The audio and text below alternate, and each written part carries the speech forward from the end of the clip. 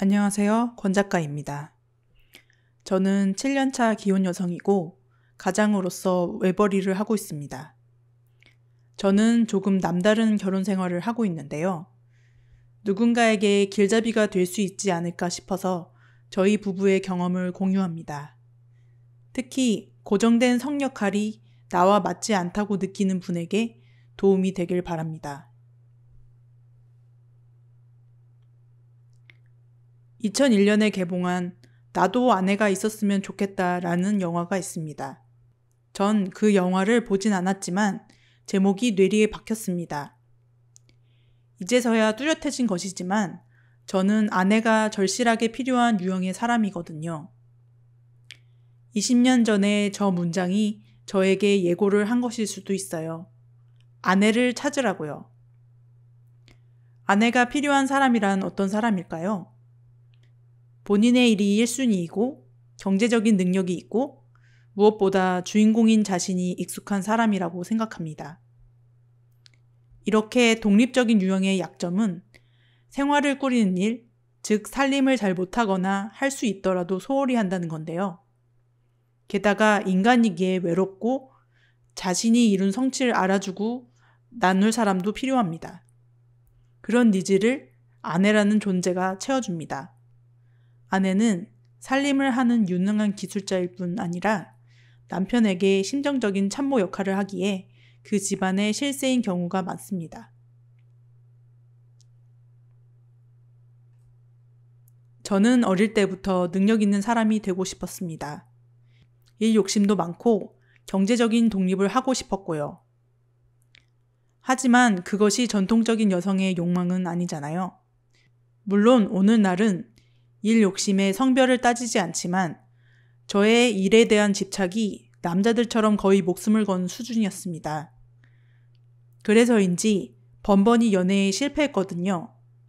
여자친구를 연기하는 저 자신을 견디기가 힘들어서 어렵게 사귄 남자친구를 매번 포기했습니다.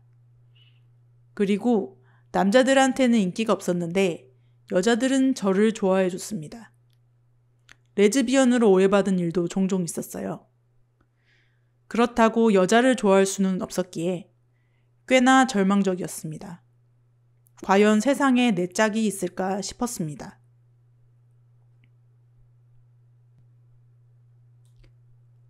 제가 예전 영상에서 20대 후반에서 30대 전반에 구혼 활동을 열심히 하라고 말한 적이 있습니다.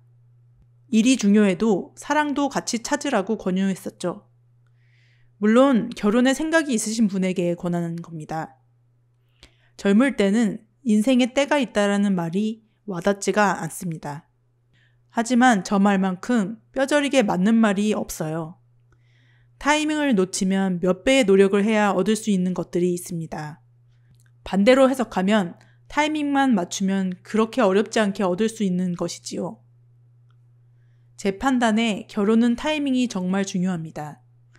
그리고 나 자신에게 최대의 선택지를 주는 것만으로도 후회는 많이 줄어드니까요.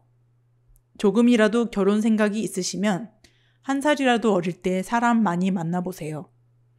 저는 30대 초반에 소개팅 맞선 정말 많이 봤습니다. 결혼정보회사에 등록해서 맞선 활동을 주 2회 정도 가열차게 했는데요.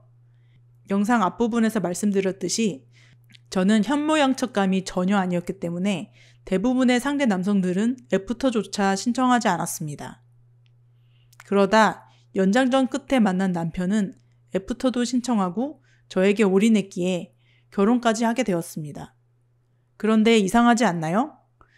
저와 남편은 왜 이어졌을까요? 남편은 직접 결정사에 등록했는데 왜냐하면 남편의 꿈은 전업주부였기 때문이었습니다.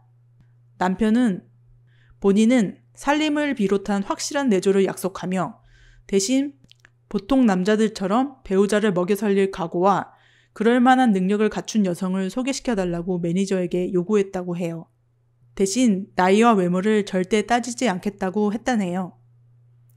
그 회사가 발칵 뒤집힐 정도의 파격적인 요구였기에 매니저들이 술렁이고 대표가 직접 수습할 정도로 어려운 미션이었다는데 결국 저랑 만나게 된 겁니다. 저의 배우자 조건은 4년제 대졸 이상, 직업이 있을 것, 동갑 혹은 연상, 대화가 통할 것이 전부였는데 매니저님이 뜬금없이 2살 연하인 남편을 소개시켜 주셔서 솔직히 처음엔 거절했었습니다. 나중에야 내린 결론이지만 매니저님은 EJ, 오랑캐의 힘으로 다른 오랑캐를 잡는다를 시전하신 겁니다. 골치 아픈 두 회원, 남자 같은 여자와 여자 같은 남자를 붙여보면 어떨까라는 그분의 아이디어로 저희가 만나게 된 거죠. 연애 시절부터 저희는 각자의 역할을 합의했습니다. 결혼 전에 저는 회사원이었기 때문에 남편에게 맞벌이를 제안했습니다. 저의 수입만으로는 생활비가 부족하다고 느껴서였고 한 푼이라도 더 버는 것이 최선이라고 생각했기 때문이었습니다. 남편은 동의했고 실제로 결혼 후 몇 년간 기존에 하던 학원 강사 일을 지속하였습니다. 학원 강사 일을 정리한 뒤에는 아르바이트로 한동안 미화원 일을 하기도 했지요. 생활비도 반반씩 부담하였고요. 그러다가 지금은 전업주부가 되었습니다. 사실 남편을 집에 앉힌다는 것이 쉽지는 않았습니다. 프리랜서 입장에서 너무 불안했거든요. 하지만 저의 일이 역대 최대치를 찍을 정도로 많아지고 그 당시 남편도 아르바이트와 살림을 병행하느라 과부하가 한계치가 되었을 때 결단을 내렸습니다. 이러다 둘 다 너무 불행해질 것 같아서요. 그렇게 남편이 살림에 전념하고 저는 일과 작업에 전념한 지 1년이 지났습니다. 그래서 어떻게 되었냐고요? 남편이 살림을 다 하기에 저는 시간이 남아서 운동을 시작했습니다. 그 결과 체력이 향상되어 일의 효율이 훨씬 좋아졌고 더 많은 일을 할 수 있게 되었습니다. 삶의 만족도도 당연히 올라갔습니다. 더 건강해졌고 일을 많이 해서 돈도 더 벌었으니까요. 결론적으로 남편보다 제가 경제적 단가가 훨씬 더 높기에 저에게 시간을 몰아주니 집안 전체의 생산성이 증가된 것이었습니다. 그리고 항상 깨끗하고 쾌적한 집안 상태는 삶의 질 향상과 건강 유지에 도움을 주고요. 적성에 맞는 일을 각자의 자리에서 열심히 했을 뿐인데 참으로 서로에게 이로운 효과가 생긴 것이에요.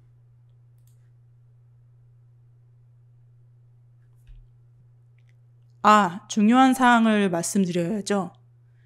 저희는 아이를 가지지 않기로 한 부부입니다.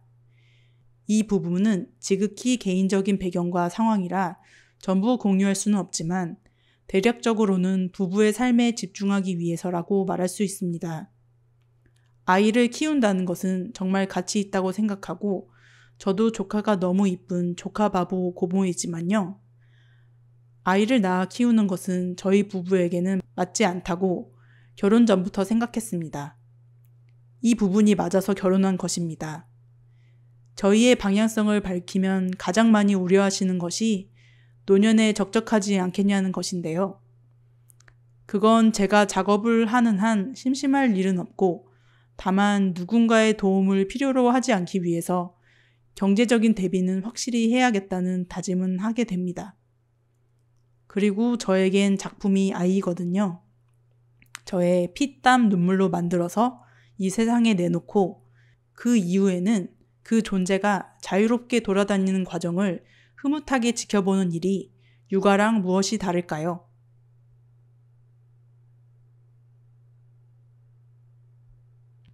지금까지 일반적이지 않은 저희 부부 생활 이야기를 들려드렸습니다. 근데요, 성 역할만 바뀌었지 지극히 평범하지 않나요? 물론 장바구니 들고 매일 마트에 출근 도장 찍는 남편은 동네 유명인사가 되었고 명품 쇼핑보다는 테크 장비 사는 데에 혈안이면서 재테크 유튜브를 끼고 사는 저라는 여자는 좀 유별나 보이긴 하지만 절대 해롭지 않아요. 저는 타인에게 해를 입히지 않는 선에서 개인의 자유는 최대한 보장되어야 한다고 생각하는 개인주의자입니다. 그런 의미에서 결혼 생활은 저의 한계를 시험하기도 하지만 큰 행복도 줍니다. 가정이라는 작은 사회 안에서 조율하면서 관계에 대해 많은 공부를 하게 됩니다. 진짜 2배의 행복과 2배의 고통입니다. 아이가 있는 가정은 그의 배수겠지요. 삶은 어떤 선택도 우열은 없는 것이라고 생각합니다. 다만 그 선택에 책임을 질 수 있으면 행복은 따라온다고 봅니다. 저는 2인분의 행복과 고통을 택했고 그렇게 나름 행복하게 살고 있음을 밝힙니다. 오늘은 여기까지 할게요. 궁금하신 점이나 다양한 의견 댓글로 달아주시면 좋겠어요. 오늘도 들어주셔서 감사합니다. 우리 다음 영상에서 또 봐요.